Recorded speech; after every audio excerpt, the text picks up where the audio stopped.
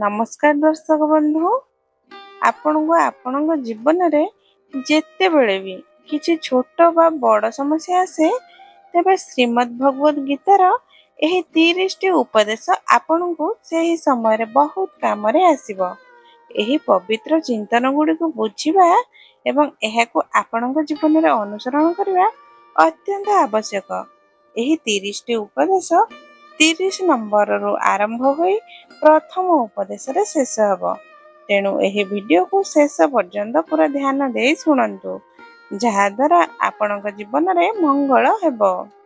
Guitar 30तम उपदेश चलंतु start करिबा।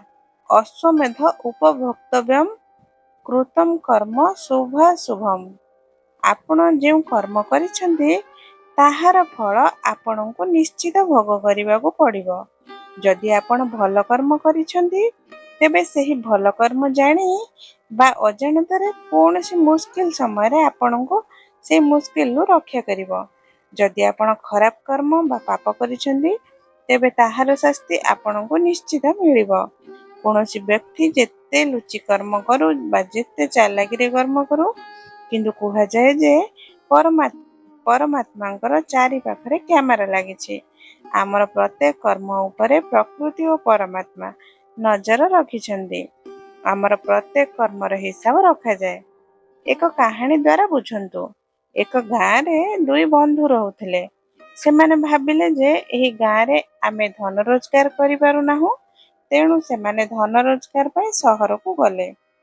किछि वर्ष पर सेठारे रही सेमाने बहुत धन रोजगार कले। तापरे सेमाने भाबिले जे एबे आमे घर को फेरिबा। सेतेबेले यातायातर सुविधा एते नथिला, तेणु सेमाने बलद गाड़ी रे यात्रा कले। यात्रा करुथुवा बेले राति ହେଲା, तेणु सेमाने भाबिले जे आजि राति एहिठारे विश्राम करिबा। जणे बंधु कहिले, मु एठारे रही धनर रक्षा करूछि, तुमे बजार को जाई खाद्यर व्यवस्था कर। जेतेबेले सेही बंधु बजार को गले, तांकर मनरे पाप आसिला। से भाबिले एते धन आमे रोजगार करिछु, जदि मु हे जंगल रे ताकू मारि दिए तेबे समस्त धन मोर हेबो, नचेत मोते एहार अधा धन ताकू देबाकू पड़िबो। एही चिंता आसिबा परे से तांक बंधुଙ୍କ खाद्य विष मिसाई देले। जेतेबेले से खाद्य नै तांक बंधुଙ୍କ पाखକୁ गले, सेही बंधु विष मिश्रित खाद्य खाई सेठारे मरी गले। सेही व्यक्ति समस्त धन नै घर को फेरी गले। घरे पहुंचिबा परे तांकर एक पुत्र जन्म ହେଲା, किंतु सेही पुत्र बहुत रोगी थिला। तांको जीवन रे जेते धन रोजगार करथिले से सब तांको पुत्रर चिकित्सा रे खर्च होई गला। पुत्र बड़ हेउथला ओ धनर नष्ट हेउथला। जेतेबेले पुत्र आहुरी बड़ ହେଲା, तांकर पिता पचारिले, बेटा तू एते रोगी काहेकि, तू सुस्थ काहेकि हेउ नाउ? मु मो जीवन रे सब किछि तो ऊपर खर्च करिदेली, तथापि तो स्वास्थ्य ठीक हो नाही। तांको पुत्र कहिला, केउ पुत्र ओ केउ पिता? मु तोर सेही बंधु जाहाको तू जंगल रे विष देई मारि देइथिलु। मु मोर हिसाब पूरा करिया पई तो पुत्र रूप रे तो घरे जन्म नेछि। एबे मोर ओ तोर हिसाब समान। एबे मोर जीवन एठारे शेष हेउछि। गीतार एही उपदेश हमको शिखाए, कौनसी व्यक्ति निजर जेते चालाक बा होशियार भावुक जदि से खराब कर्म करिछि, तेबे आजि नुहे तो काली ताकू ताहार फल भोगिबाकू पड़िबो। कौनसी व्यक्ति निजर कर्मरु बिना फल भोग करी मुक्त होई पारे नाही। गीतार 29तम उपदेश। आपणक समस्त दुखर कारण हेउछि काहाकू निजर मने करिबा। आपण गुरुत्व दियंतु। आपणक जीवन रे समस्त दुख, समस्त कष्ट आ समस्त चिंता सेही ठारे आसे जेउठारे आपणकर अपमान हुए। जेउठारे आपण भाबंती जे एहा मोर निजर, एही भावनारू आपणक जीवन रे दुख आसीबा आरंभ हुए। एक कहानी द्वारा बुझंतु। जणे व्यक्तिଙ୍କ पाखरे एक विराट महल थिला। से तांग जीवनर समस्त संपत्ति खर्च करी सेही महल तैयारी करथिले। आखपाखर अनेक लोक तांग महल देखिबाकू आसुथिले। अनेक धनी लोक सेही महल किणिबाकू चेष्टा करथिले। तेणु सेही महल तांकर अहंकार होईगला ଓ ତାଙ୍କ ଜୀବନର କାରଣ ହୋଇଗଲା। ସେ ମହଲ ପ୍ରତି ବହୁତ ମମତା ରଖୁଥିଲେ। ଦିନେ ତାଙ୍କ ମହଲରେ ନିଆଁ ଲାଗିଗଲା। ସେତେବେଳେ ସେ ବଜାରକୁ ଯାଇଥିଲେ। ଯେତେବେଳେ ସେ ଘରକୁ ଫେରିଲେ, ଦେଖିଲେ ତାଙ୍କ ମହଲ ନିଆଁରେ ଜଳୁଛି। ନିଜେ ଘରକୁ ଜଳୁଥିବା ଦେଖି ସେ ଏତେ ଦୁଃଖୀ ହେଲେ ଯେ କହିଲେ, ଯଦି ଏହି ମହଲ ନ ରହେ ତେବେ ମୁଁ ବି ଜୀବିତ ରହିବି ନାହିଁ। ଯଦି ମୋ ମହଲ ଜଳି ପାଉଁଶ ହେବ, ତେବେ ମୁଁ ଜିଇଁକି କ'ଣ କରିବି? ସେ ନିଆଁରେ ଡେଇଁବାକୁ ଚେଷ୍ଟା କଲେ, କିନ୍ତୁ ଅନ୍ୟ ଜଣେ ତାଙ୍କୁ ଅଟକାଇ କହିଲେ, ଭାଇ, ତୁମର ଏହି ମହଲ ତୁମର ପୁତ୍ର କାଲି ଅନ୍ୟ ଜଣଙ୍କୁ ବିକ୍ରି କରିଦେଇଛି। ଯେତେବେଳେ ତାଙ୍କୁ ଜଣାପଡ଼ିଲା ଯେ ଏହି ମହଲ ଏବେ ତାଙ୍କର ନୁହେଁ, ଅନ୍ୟର ହୋଇଗଲା, ତେବେ ତାଙ୍କର ସମସ୍ତ ଚିନ୍ତା ଦୂର ହୋଇଗଲା। ଅନ୍ୟ ଲୋକମାନେ ଯେମିତି ଜଳୁଥିବା ମହଲକୁ ଦେଖୁଥିଲେ, ସେ ବି ସେମିତି ଖଡ଼ା ହୋଇ ଦେଖୁଥିଲେ। ଏହି ସମୟରେ ତାଙ୍କର ପୁତ୍ର ଆସିଲା। ସେ ତାଙ୍କ ପୁତ୍ରକୁ ଦେଖି ବହୁତ ଖୁସି ହେଲେ ଓ ଆଶୀର୍ବାଦ ଦେବାକୁ ଲାଗିଲେ, ତୋ ପରି ପୁତ୍ର କେବଳ ଭାଗ୍ୟବାନ ପିତାମାତାଙ୍କୁ ମିଳେ। ତୁ ମୋ ଜୀବନ ବଞ୍ଚାଇ ଦେଲୁ। ଆଜି ଏହି ଘରେ ନିଆଁ ଲାଗିଛି, କିନ୍ତୁ ତୁ କାଲି ଏହାକୁ ବିକ୍ରି କରିଦେଇଛୁ। ତାଙ୍କ ପୁତ୍ର କହିଲା, ପିତାଜୀ, ମୁଁ ଏହି ମହଲ ବିକ୍ରି ପାଇଁ କଥାବାର୍ତ୍ତା କରିବାକୁ ଯାଇଥିଲି, କିନ୍ତୁ ସଉଦା କେବେ ପକ୍କା ହୋଇନଥିଲା। ଯେତେବେଳେ ତାଙ୍କ ପିତା ଏହା ଶୁଣିଲେ ଯେ ମହଲ ସଉଦା ହୋଇନାହିଁ, ସେ ଆଉ ଥରେ ଫୁଟି ଫୁଟି କାନ୍ଦିବାକୁ ଲାଗିଲେ ଓ ନିଜ ଛାତି ପିଟିବାକୁ ଲାଗିଲେ। ଏହି କାହାଣୀରୁ ଆମକୁ ଏହା ଶିକ୍ଷା ମିଳେ, ମହଲ ସେହି ଅଛି, ବ୍ୟକ୍ତି ସେହି ଅଛନ୍ତି, କିନ୍ତୁ ଯେତେବେଳେ ମହଲ ମୋର ହେଉଛି, ତାହା ଦୁଃଖ ବି ଦେଇଥାଏ, ଖୁସି ବି ଦେଇଥାଏ। କିନ୍ତୁ ଯେତେବେଳେ ଏହା ମୋର ନୁହେଁ, ତାର ସହ ମୋର କୌଣସି ସମ୍ପର୍କ ନାହିଁ, ତେବେ ସମସ୍ତ ଦୁଃଖ ଦୂର ହୋଇଯାଏ। ସେହିପରି ଜୀବନରେ ଯେତେବେଳେ ଆପଣ କୌଣସି ଜାଗା, ବ୍ୟକ୍ତି, ସମ୍ପର୍କ ବା କର୍ମକୁ ମୋର ମନେ କରନ୍ତି, ସେହିଠାରୁ ଦୁଃଖ ଆରମ୍ଭ ହୁଏ। ଶ୍ରୀମଦ୍ ଭଗବଦ୍ ଗୀତାର ଏହି 29ତମ ଉପଦେଶ କହୁଛି, ଯେତେବେଳେ ଆପଣ କାହାକୁ ନିଜ ଜୀବନର ଜୀଇଁବାର କାରଣ ମନେ କରନ୍ତି, ଭାବନ୍ତି ଯେ ଏହା ବିନା ମୁଁ ଜୀଇଁ ପାରିବି ନାହିଁ, ତେବେ ସେହି ଜିନିଷ, ବ୍ୟକ୍ତି ବା କର୍ମ ଆପଣଙ୍କୁ ବହୁତ ଦୁଃଖ ଦେଇଥାଏ। ଏହାପରେ ଆମେ 28ତମ ଉପଦେଶକୁ ଯିବା। ପୂର୍ବରୁ ଆପଣଙ୍କୁ ଅନୁରୋଧ ଯେ ଯଦି ଆପଣ ଏହି ଭିଡ଼ିଓରୁ କିଛି ଶିଖୁଛନ୍ତି, ତେବେ ଏହାକୁ ଏକ ଲାଇକ୍ କରନ୍ତୁ ଏବଂ ଏହି ଚ୍ୟାନେଲକୁ ସବସ୍କ୍ରାଇବ୍ କରନ୍ତୁ। ଗୀତାର 28ତମ ଉପଦେଶ। ଆଜିରେ ଜିଅ, ଆଗକୁ କି ଅତୀତରେ ଚିନ୍ତା କରିବା ଛାଡ଼ିଦିଅ। ଯେଉଁ ବ୍ୟକ୍ତି ଅତୀତ ବା ଭବିଷ୍ୟତରେ ହଜି ରହିଥାଏ, ସେ ଜୀବନରେ କେବେ ଖୁସି ରହିପାରେ ନାହିଁ। ଆପଣଙ୍କୁ ଜୀବନରେ ଖୁସି କେବଳ ତେବେ ମିଳିପାରିବ, ଯେତେବେଳେ ଆପଣ ବର୍ତ୍ତମାନରେ ଜୀଇଁବେ, ଆଜିର ଆନନ୍ଦକୁ ଉପଭୋଗ କରିବେ। ଅତୀତ ଓ ଭବିଷ୍ୟତର କୌଣସି ବାସ୍ତବିକ ଅସ୍ତିତ୍ୱ ନାହିଁ। ସେଗୁଡ଼ିକୁ କେବଳ ଆପଣଙ୍କ ବୁଦ୍ଧି ଓ ଚିନ୍ତାରେ ଥାଏ। ଆପଣ ଯାହା ବାସ୍ତବରେ ଜିଅନ୍ତି, ତାହା ହେଉଛି ଆପଣଙ୍କର ଆଜି। ଆପଣଙ୍କ ଚାଲିଥିବା ମୁହୂର୍ତ୍ତ ଯଦି ଆପଣ ନିଜ ମନ ଓ ବୁଦ୍ଧିକୁ ଅତୀତ ଓ ଭବିଷ୍ୟତରେ ଅଟକାଇ ରଖିବେ, ତେବେ ମନେ ରଖନ୍ତୁ, ଆପଣ କେବେ ଖୁସି ହୋଇପାରିବେ ନାହିଁ। ଯଦି ଜୀବନରେ ଖୁସି ରହିବାକୁ ଚାହୁଁଛନ୍ତି, ତେବେ ଆଜିରେ ଜୀଇଁବା ଶିଖନ୍ତୁ। ଗୀତାର 27ତମ ଉପଦେଶ। ଯିଏ ଆପଣଙ୍କ ସହିତ ଅଧର୍ମ, ପାପ ବା ଭୁଲ କରେ, ତାକୁ ନିଶ୍ଚିତ ଶାସ୍ତି ଦେବା ଉଚିତ। ଯଦି ଆପଣ ତାକୁ ସହି ନେବେ, ତେବେ ସେ ଆପଣଙ୍କ ସହିତ ଆହୁରି ଅଧିକ ମଜବୁତ କରିବ। ଯଦି ଆପଣ ତାକୁ ସହି ନେବେ, ତେବେ ତାହାର ପାପରେ ଆପଣ ବି ଅଂଶୀଦାର ହେବେ। ଅର୍ଜୁନ ଶ୍ରୀକୃଷ୍ଣଙ୍କୁ କହିଲେ, ମୁଁ ଯୁଦ୍ଧ କରିବାକୁ ଯାଉଛି। ଏମାନେ ସମସ୍ତେ ମୋର ଭାଇ, ଗୁରୁ ଓ ଜ୍ଞାତି। ମୁଁ କେମିତି ସେମାନଙ୍କ ବିରୁଦ୍ଧରେ ଅସ୍ତ୍ର ଉଠାଇବି? କେମିତି ସେମାନଙ୍କୁ ମାରିବି?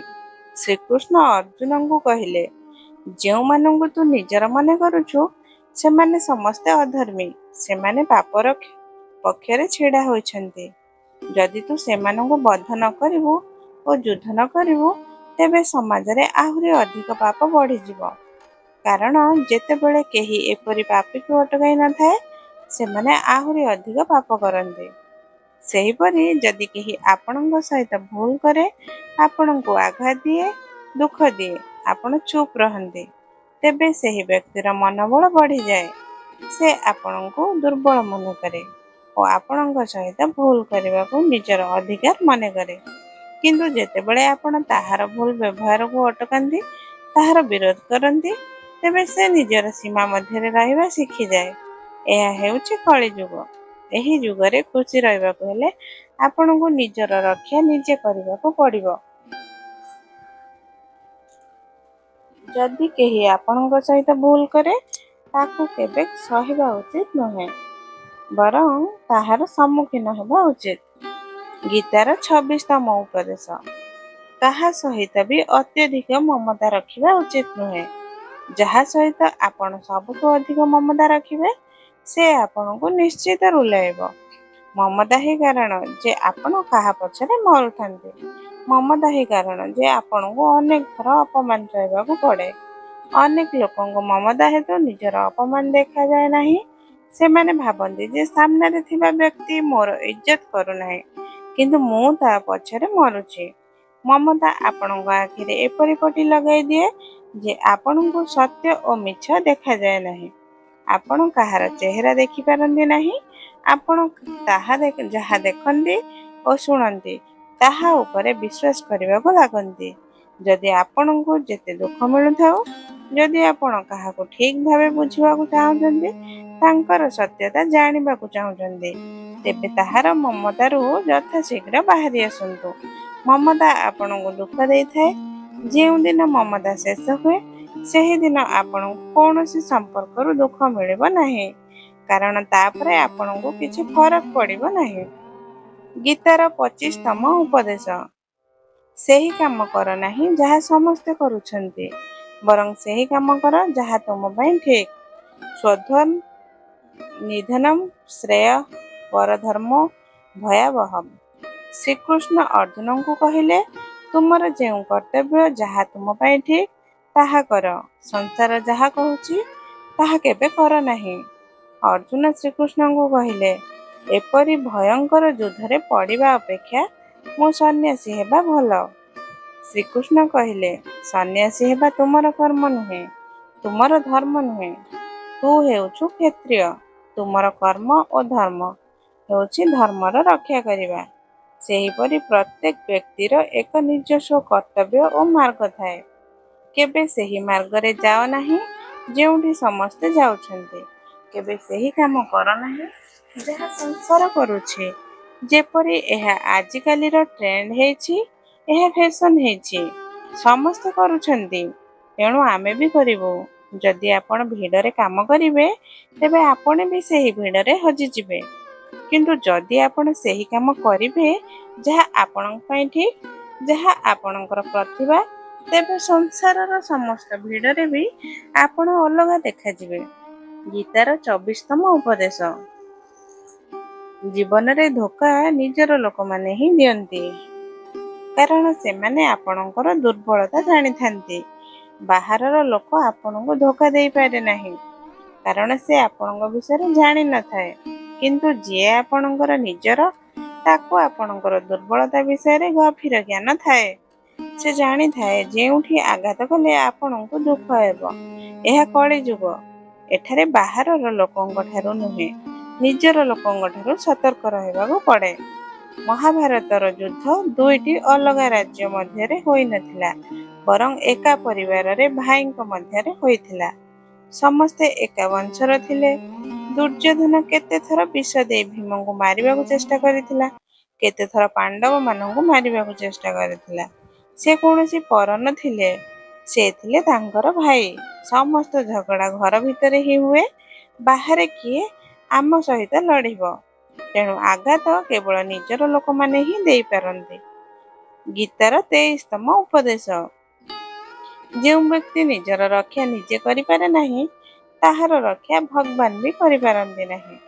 ଶ୍ରୀକୃଷ୍ଣ ଅର୍ଜୁନଙ୍କୁ କହିଲେ, ମାମ୍ ସ୍ମରମ୍ ସର୍ବେଷୁ ଯୁଦ୍ଧ। ଅର୍ଥାତ୍, ହେ ଅର୍ଜୁନ, ତୁ ସର୍ବଦା ମୋର ସ୍ମରଣ କର ଓ ଯୁଦ୍ଧ କର। ଅର୍ଜୁନ ପଚାରିଲେ, ଏହି ଯୁଦ୍ଧ ତ କିଛି ଦିନରେ ଶେଷ ହେବ, କିନ୍ତୁ ଆପଣ କହୁଛନ୍ତି ସର୍ବଦା ସ୍ମରଣ କର ଓ ଯୁଦ୍ଧ କର। ଏହାର ଅର୍ଥ କ'ଣ? ଶ୍ରୀକୃଷ୍ଣ କହିଲେ, ଏହି ଜୀବନ ହିଁ ଏକ ରଣଭୂମି। ଏହି ଜୀବନରେ ସୁଖ ଓ ଦୁଃଖ ଆସିଥାଏ। ତୁମେ ସେଗୁଡ଼ିକର ସାମ୍ନା କରିବାକୁ ପଡ଼ିବ। ଶ୍ରୀକୃଷ୍ଣ ଏହା କହିନଥିଲେ ଯେ ତୁ ଚୁପ୍ ହୋଇ ବସି ରହି ମୁଁ ଯୁଦ୍ଧ କରିବି। ଗୀତାର ଜ୍ଞାନ ବହୁତ ଗଭୀର। ଆମର ଜୀବନର ଡୋର ଈଶ୍ୱର ସମ୍ଭାଳିଥାନ୍ତି, କିନ୍ତୁ ଯୁଦ୍ଧ ଆମକୁ ନିଜର କରିବାକୁ ପଡ଼ିବ। ଈଶ୍ୱରଙ୍କୁ ସ୍ମରଣ କରିବା ହେଉଛି, ହେ ଈଶ୍ୱର, ମୋତେ ଶକ୍ତି ଦିଅ, ମୋତେ ବୁଦ୍ଧି ଦିଅ, ଯାହାଦ୍ୱାରା ମୁଁ ମୋ ଜୀବନର ସମସ୍ତ ଯୁଦ୍ଧ ଜିତିପାରେ ଓ ସଠିକ୍ ମାର୍ଗରେ ଚାଲିପାରେ। କିନ୍ତୁ ଆପଣଙ୍କୁ ନିଜର ଯୁଦ୍ଧ ନିଜେ ଲଢ଼ିବାକୁ ପଡ଼ିବ। ଯେଉଁମାନେ କହନ୍ତି ଆମେ କିଛି କରିବୁ ନାହିଁ, ସବୁ ଈଶ୍ୱର କରିବେ, ସେମାନଙ୍କୁ କୁହାଯାଏ ଯେ ଆଳସ୍ୟ ବ୍ୟକ୍ତିକୁ ଦେଖି ଈଶ୍ୱର ବି ଘାବରାନ୍ତି।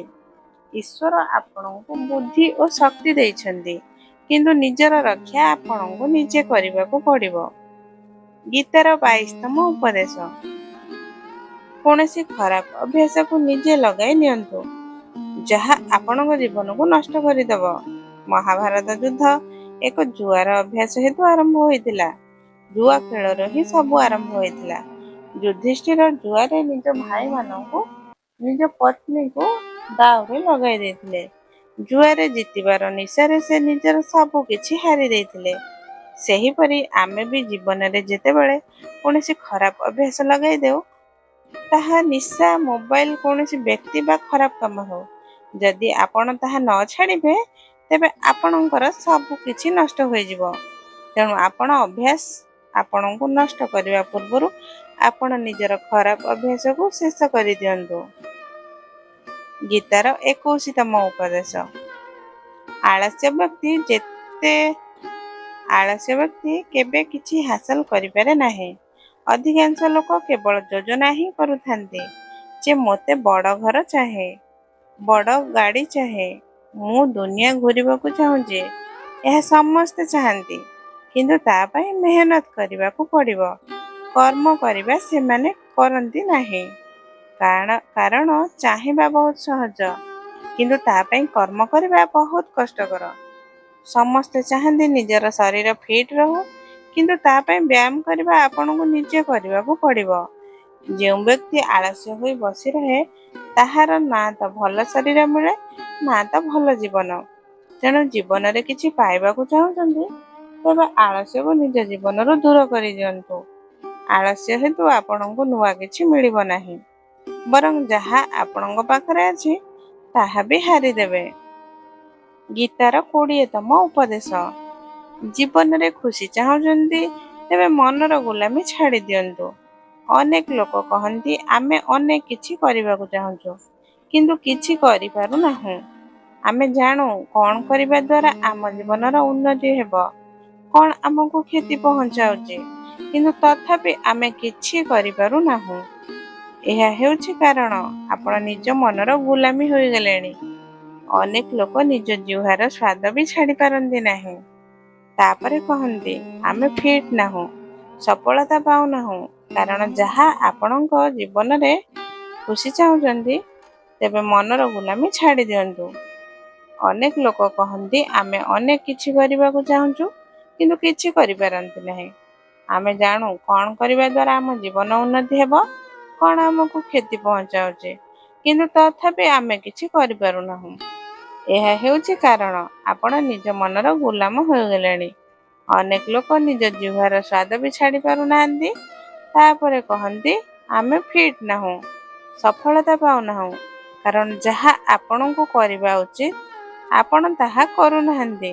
ଆପଣଙ୍କ ମନ ସବୁ ଜାଣି ବି ଆପଣଙ୍କୁ ତାହା କରିବାକୁ ଦିଏ ନାହିଁ। ତେଣୁ ଜୀବନରେ ଆଗକୁ ବଢ଼ିବାକୁ ଚାହୁଁଛନ୍ତି, ତେବେ ମନର ଅନୁସାରେ ଚାଲିବା ଛାଡ଼ି ଦିଅନ୍ତୁ। ଯାହା ଆପଣଙ୍କ ପାଇଁ ଠିକ୍, ତାହା ହିଁ କରନ୍ତୁ। ଗୀତାର 19ତମ ଉପଦେଶ। ଯାହା ଆପଣଙ୍କର ଅଛି, ତାହା ଆପଣଙ୍କୁ ନିଶ୍ଚିତ ମିଳିବ, ଆଉ ଯାହା ମିଳିନାହିଁ, ତା ପାଇଁ କାନ୍ଦିବା ଛାଡ଼ି ଦିଅନ୍ତୁ। ଆପଣ ଯାହା ପାଇଁ ଯେତେ କାନ୍ଦିବେ, ସେହି ଜିନିଷ ଆପଣଙ୍କ ଠାରୁ ସେତେ ଦୂରକୁ ଚାଲିଯିବ। ଆଉ ଯାହା ଆପଣଙ୍କର ସତ୍ୟରେ ଅଛି, ତାହା କୌଣସି ନା କୌଣସି ଉପାୟରେ ଆପଣଙ୍କ ପାଖରେ ପହଞ୍ଚିବ। ତେଣୁ ଜୀବନରେ ଯାହା ହାସଲ ହୋଇନାହିଁ, ତା ପାଇଁ ପସ୍ତାଇବା ବା କାନ୍ଦିବା ଆପଣଙ୍କୁ ବିଲକୁଲ ବନ୍ଦ କରିବା ଉଚିତ। ଗୀତାର 18ତମ ଉପଦେଶ।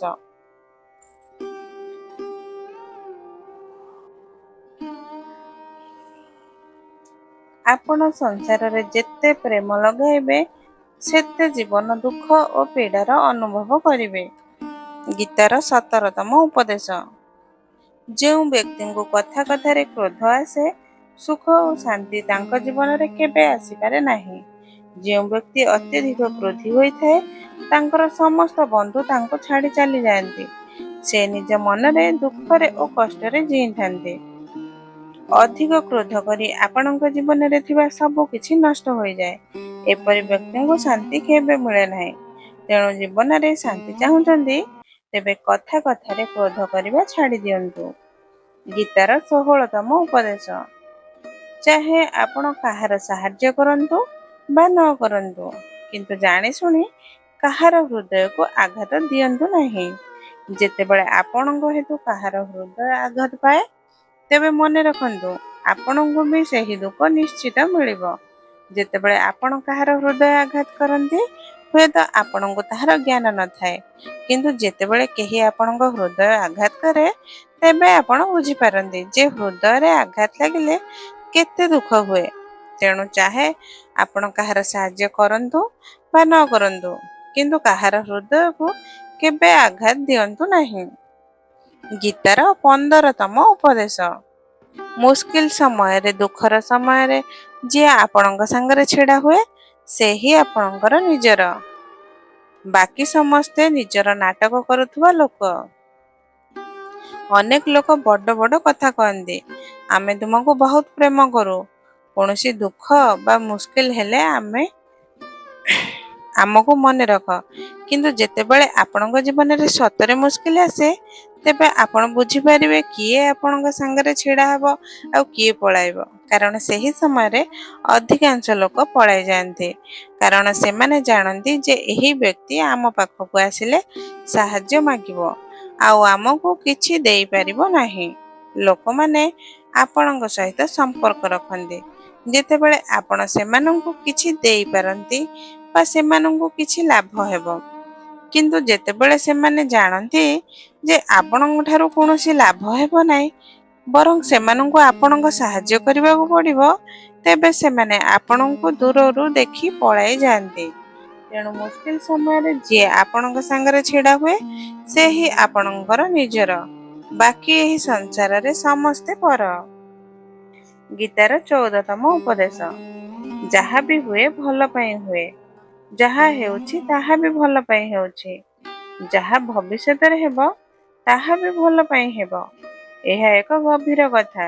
ଜୀବନରେ କେତେକ ଜିନିଷ ଏମିତି ହୁଏ ଯେ ଆମେ ଭାବୁ, ମୋ ସହିତ ଏହା କାହିଁକି ହେଲା, ମୋ ସହିତ ହିଁ କାହିଁକି ହେବାକୁ ଥିଲା।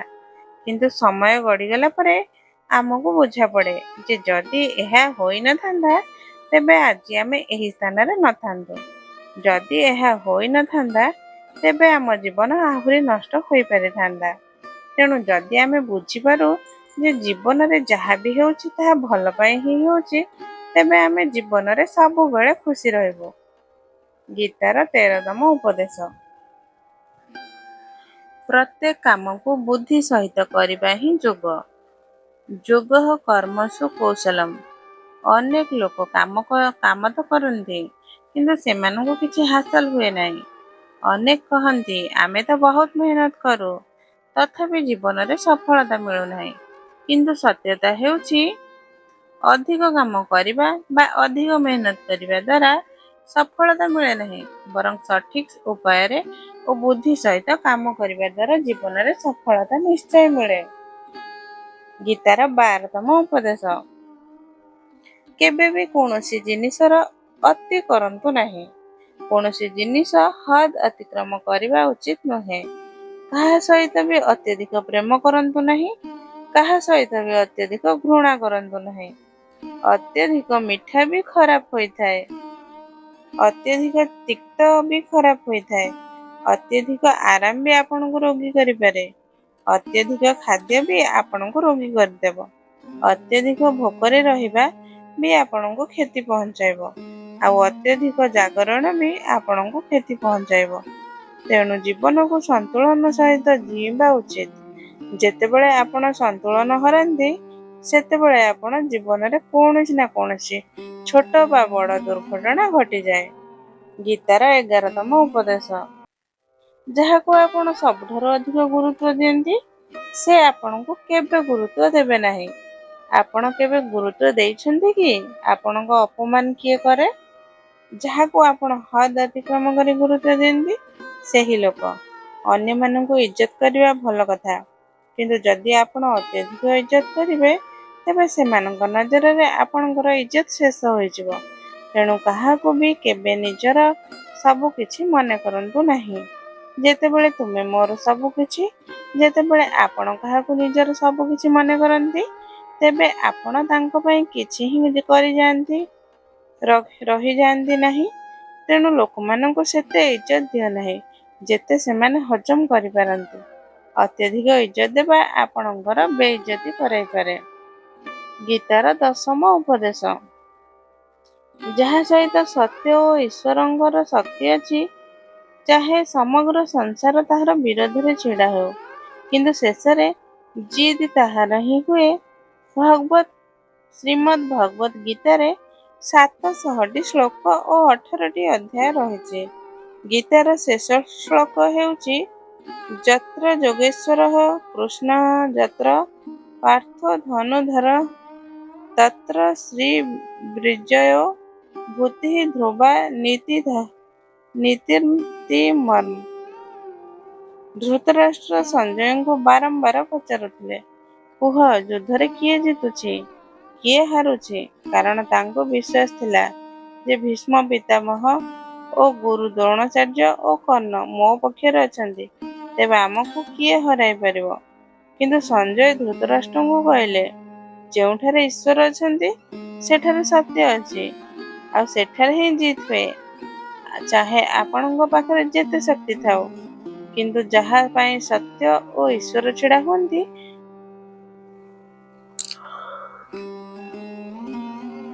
ତାକୁ ସଂସାରରେ କେହି ହରାଇ ପାରିବେ ନାହିଁ। ଗୀତାର 9ମ ଉପଦେଶ। କାହା ଉପରେ ବି ଆଖି ବନ୍ଦ କରି ଭରସା କରନ୍ତୁ ନାହିଁ। ମହାଭାରତର କାହାଣୀରେ ଦୁର୍ଯ୍ୟୋଧନ କେତେ ଥର ଷଡ଼ଯନ୍ତ୍ର କରି ପାଣ୍ଡବମାନଙ୍କୁ ମାରିବାକୁ ଚେଷ୍ଟା କରିଥିଲେ। ଅଗ୍ନିରେ ଜାଳି ଦେବାକୁ ଆରମ୍ଭ କରି ଅନେକ ଚେଷ୍ଟା କରିଥିଲେ। ଯେଉଁମାନଙ୍କୁ ପାଣ୍ଡବମାନେ ନିଜର ଭାଇ ମନେ କରୁଥିଲେ, ସେମାନେ ସେମାନଙ୍କୁ ମାରିବାକୁ ଚାହୁଁଥିଲେ। ତେଣୁ ଭରସା କରିବା ସମୟରେ ଆଖି ଖୋଲା ରଖନ୍ତୁ। ଗୀତାର 8ମ ଉପଦେଶ। ଜୀବନରେ ଯଥାସମ୍ଭବ ଝଗଡ଼ା ଓ ଲଢ଼େଇରୁ ଦୂରେଇ ରହିବା ଉଚିତ, କିନ୍ତୁ ଯେତେବେଳେ କଥା ଆପଣଙ୍କ ଚରିତ୍ର, ସମ୍ମାନ ଓ ଅଧିକାରର ହୁଏ, ତେବେ ଲଢ଼ିବା ବି ଆବଶ୍ୟକ। ଅର୍ଜୁନ ମହାଭାରତ ଯୁଦ୍ଧରେ କରିବାକୁ ଚାହୁଁନଥିଲେ, କାରଣ ସାମ୍ନାରେ ତାଙ୍କର ନିଜର ଲୋକ ଥିଲେ, କିନ୍ତୁ ଶ୍ରୀକୃଷ୍ଣ ତାଙ୍କୁ ଉପଦେଶ ଦେଇଥିଲେ, ଏଠାରେ କଥା ଲଢ଼େଇର ନୁହେଁ, ତୁମ ସମ୍ମାନ, ଚରିତ୍ର ଓ ଅଧିକାରର ଅଟେ। ଦ୍ରୌପଦୀଙ୍କ ସହିତ କୌରବମାନେ ସଭା ମଧ୍ୟରେ ଯେଉଁ ଅପମାନ କରିଥିଲେ, ସେହି ଅଧର୍ମକୁ ତୁମେ କେବେ ହିଁ ସହିବା ଉଚିତ ନୁହେଁ। ତେଣୁ ଯେତେବେଳେ କଥା ଆପଣଙ୍କ ଚରିତ୍ର ଓ ସମ୍ମାନ ଉପରେ ଆସେ, ଚାହେ ସେ ନିଜର ହେଉ, ଆପଣଙ୍କୁ ତାହା ସହିତ ନିଶ୍ଚୟ ଲଢ଼ିବାକୁ ପଡ଼ିବ। ଗୀତାର 7ମ ଉପଦେଶ। ଚାହେ କେତେ ବଡ଼ ମୁସ୍କିଲ ସମୟ ଆସୁ, ଯେଉଁ ବ୍ୟକ୍ତି ଜୀବନରେ କେବେ ହିମ୍ମତ ନ ହାରେ, ସେ ସବୁ କିଛି ହାସଲ କରିପାରେ। ଯେତେବେଳେ ପାଣ୍ଡବମାନେ ଜୁଆରେ ସବୁକିଛି ହାରିଗଲେ, ସେମାନଙ୍କୁ 12 ବର୍ଷ ବନବାସ ଓ 1 ବର୍ଷ ଅଜ୍ଞାତବାସ ମିଳିଥିଲା। ସେତେବେଳେ ଭିକ୍ଷା ମାଗି ଜୀବନ ଚଳାଉଥିଲେ, ଭୟଙ୍କର ଜଙ୍ଗଲରେ ଜନ୍ତୁମାନଙ୍କ ମଧ୍ୟରେ ଭ୍ରମଣ କରୁଥିଲେ। କିନ୍ତୁ ଏତେ ମୁସ୍କିଲ ସମୟ ସହିତ ପରେ ବି ଶେଷରେ ଜିତ୍ ସେମାନଙ୍କର ହିଁ ହେଲା, କାରଣ ସେମାନେ କେବେ ହିମ୍ମତ ହରାଇ ନଥିଲେ। ସେହିପରି ଆପଣଙ୍କର ଜୀବନରେ ଯେତେ ମୁସ୍କିଲ ଆସୁ, ଯଦି ଆପଣଙ୍କ ଭିତରେ ହିମ୍ମତ ଅଛି, ତେବେ ଜିତ୍ ଆପଣଙ୍କର ହିଁ ହେବ। ଗୀତାର 6ଠ ଉପଦେଶ। ଯାହା ଅନ୍ୟର ଅଛି, ତାହା ଉପରେ କେବେ ଅଧିକାର ଜମାଇବା ଉଚିତ ନୁହେଁ, କେବେ ଦଖଲ କରିବା ଉଚିତ ନୁହେଁ। ଯେତେବେଳେ ଶକୁନି ଷଡ଼ଯନ୍ତ୍ର କରି ପାଣ୍ଡବମାନଙ୍କୁ ହସ୍ତିନାପୁରରୁ ଅଲଗା କରାଇ ଏକ ରାଜ୍ୟ ଦେଇଥିଲେ, ଯେଉଁଠାରେ ଜମି ବଞ୍ଜର ଥିଲା, ଯେଉଁଠାରେ କିଛି ହେବାର ନଥିଲା, କିନ୍ତୁ ପାଣ୍ଡବମାନେ ସେହି ସହରକୁ ଏତେ ସୁନ୍ଦର ଓ ବୈଭବଶାଳୀ କରିଦେଇଥିଲେ ଯେ ହସ୍ତିନାପୁର ବି ତା ଆଗରେ ଫିକା ଲାଗୁଥିଲା। ସେହି ବୈଭବ ଓ ସୁଖକୁ ଦେଖି ଦୁର୍ଯ୍ୟୋଧନ ଭିତରେ ଜଳୁଥିଲା। ତେଣୁ ସେ ଅନେକ ଷଡ଼ଯନ୍ତ୍ର କରି ସେମାନଙ୍କର ଖାଣ୍ଡବ ପ୍ରସ୍ତ ବି ଛଡ଼ାଇ ନେଇଥିଲେ, ଯାହା ତାଙ୍କର ନଥିଲା। ଶେଷରେ ଫଳାଫଳ ଏହା ହେଲା ଯେ ଯାହା ତାଙ୍କ ପାଖରେ ଥିଲା ତାହା ବି ତାଙ୍କ ପାଖରେ ରହିଲା ନାହିଁ। ସେ ସବୁ ହାରିବା ପାଇଁ ପଡ଼ିଲା। ତେଣୁ ଯାହା ଆପଣଙ୍କର ନୁହେଁ ତା ଉପରେ କେବେ ଅଧିକାର ଜମାଇବା ଉଚିତ ନୁହେଁ। ଗୀତାର ପଞ୍ଚମ ଉପଦେଶ। ସେହି ବ୍ୟକ୍ତି ଜୀବନରେ ସଫଳ ଗଣାଯିବ ଯିଏ ଭିତରୁ ସବୁବେଳେ ଖୁସି ରହେ। ବାହାରୁ ତ ସମସ୍ତେ ଖୁସି ଦେଖାଯାଆନ୍ତି, କିନ୍ତୁ ଭିତରୁ ଅନେକ ବ୍ୟକ୍ତି ଆଶା ଅଶାନ୍ତିରେ ଭରି ରହିଥାନ୍ତି। ଅନେକ ବହୁତ ଧନ ରୋଜଗାର କରନ୍ତି, ସଫଳତା ହାସଲ କରନ୍ତି, କିନ୍ତୁ ସେହି ସଫଳତା ସତ୍ୟ ନୁହେଁ। ସତ୍ୟ ସଫଳତା ତେବେ ଗଣାଯିବ ଯେତେବେଳେ ଆପଣଙ୍କ ମନ ଖୁସି ରହିବ। ଗୀତାର ଚତୁର୍ଥ ଉପଦେଶ। ଆପଣ ଯେପରି ଖାଦ୍ୟ ଖାଆନ୍ତି ସେହିପରି ଆପଣଙ୍କ ମନ ଓ ବୁଦ୍ଧି ହେବ। ସେହିପରି ଆପଣ କର୍ମ କରିବେ ଓ ଆଚରଣ କରିବେ। ଯଦି ଆପଣ ସାତ୍ୱିକ ଖାଦ୍ୟ ଖାଆନ୍ତି ତେବେ ଆପଣଙ୍କ ମନ ବି ସାତ୍ୱିକ ହେବ। ଆପଣ ସାତ୍ୱିକ ଆଚରଣ କରିବେ, ଆପଣଙ୍କ ଚିନ୍ତନ ବି ଭଲ ହେବ। ଶ୍ରୀକୃଷ୍ଣ ଭଗବତ ଗୀତାରେ ସାତ୍ୱିକ, ରାଜସିକ ଓ ତାମସିକ ଖାଦ୍ୟର ବିସ୍ତୃତ ବର୍ଣ୍ଣନା କରିଛନ୍ତି, କିନ୍ତୁ ଏହାର ନିଚୋଡ଼ ହେଉଛି ଯେଉଁ ବ୍ୟକ୍ତି ସାତ୍ୱିକତାର ସହିତ ଜୀବନ ଯାପନ କରେ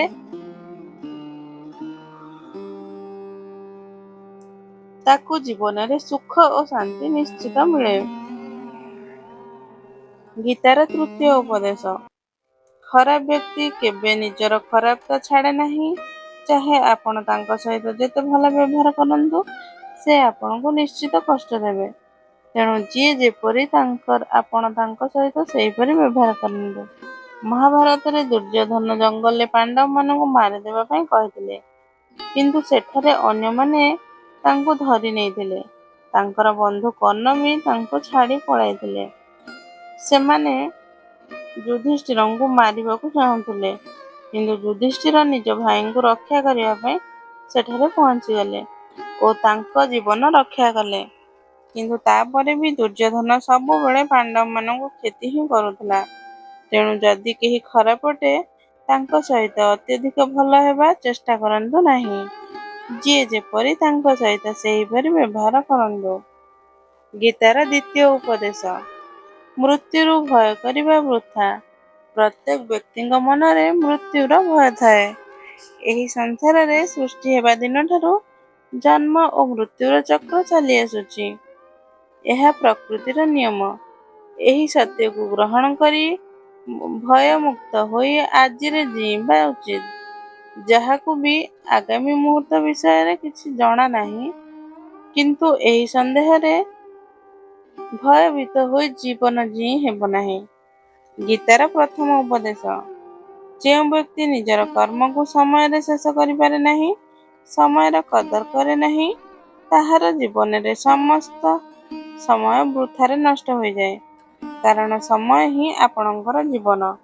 ଯଦି ଆପଣ ନିଜର ସମୟକୁ ବୃଥାରେ ନଷ୍ଟ କରି ଚାଲିବେ ତେବେ ଜୀବନରେ କିଛି ହାସଲ କରିପାରିବେ ନାହିଁ। ଯଦି ଜୀବନରେ କିଛି ପାଇବାକୁ ଚାହୁଁଛନ୍ତି ତେବେ ସମୟର କଦର କରିବା ଶିଖନ୍ତୁ। ଯେଉଁ ବ୍ୟକ୍ତି ଏହି 30ଟି ଗୀତା ଉପଦେଶକୁ ନିୟମିତ ଶୁଣିବ ଓ ବୁଝିବ, ତାଙ୍କ ଜୀବନରେ ଯେତେ ବି ମୁସ୍କିଲ ସମୟ ଆସୁ ସେହି ମୁସ୍କିଲ ସମୟ ବି ତାଙ୍କ ରାସ୍ତା ନିଶ୍ଚିତ ମିଳିବ। ଯଦି ଆପଣ ଏହି ଭିଡ଼ିଓରୁ କିଛି ଶିଖିଛନ୍ତି ତେବେ ଏହାକୁ ଲାଇକ୍ କରନ୍ତୁ ଓ କମେଣ୍ଟରେ ଜୟ ଶ୍ରୀ ରାଧାକୃଷ୍ଣ ନିଶ୍ଚିତ ଲେଖନ୍ତୁ। ଯଦି ଆପଣ ଏହି ଚ୍ୟାନେଲରେ ନୂଆ ଅଛନ୍ତି ତେବେ ଚ୍ୟାନେଲକୁ ସବସ୍କ୍ରାଇବ୍ କରି ନୋଟିଫିକେସନ୍ ବେଲ୍ ଆଇକନକୁ ଅନ୍ କରିଦିଅନ୍ତୁ। ରହୁଛି, ଧନ୍ୟବାଦ।